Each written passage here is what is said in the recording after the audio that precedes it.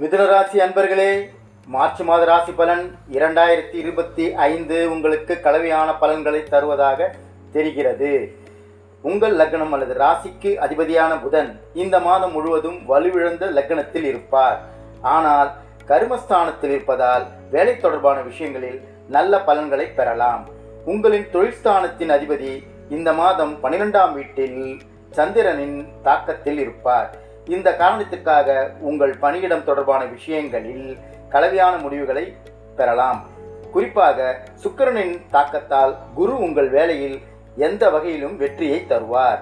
உங்களின் 4ஆம் வீட்டின் அதிபதியான புதன் 10ஆம் வீட்டில் இருப்பதால் தொழில் கல்வி கற்கும் மாணவர்களுக்கும் தந்தை அல்லது வேறு மூத்தவர்கள் வழிகாட்டியாக செயல்படும் மாணவர்களுக்கு நல்ல பலன்களை அளிக்கும்.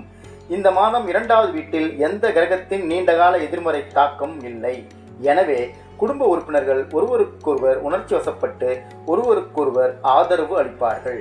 கடந்த மாதம் உறவுகள் பலவீனமாக இருந்தால் இந்த மாதம் உறவுகள் மேம்படும். குடும்பத்தில் சில சுபகாரியங்கள் நடக்கலாம். உடன் பிறந்தவர்களுக்குடனான உறவுகள் இந்த மாதம் சராசரியாக இருக்கும். இந்த மாதம் உங்கள் 5ஆம் வீட்டின் அதிபதியான சுக்கிரனின் நிலை மிகவும் சிறப்பாக இருக்கும்.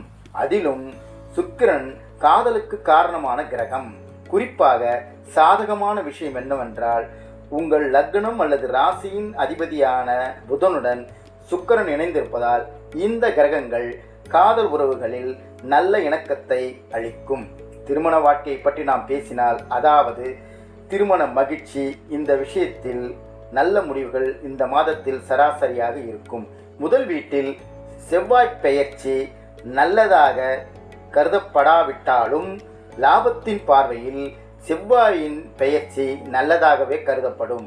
இந்த மாதம் உங்கள் லாப வீட்டின் அதிபதி உங்களின் உழைப்புக்கு ஏற்ற பலன்களை தொடர்ந்து பெறுவீர்கள். ஆரோக்கியத்தின் பார்வையில் மார்ச் மாதம் உங்களுக்கு கலவையான பலன்களை தரக்கூடும்.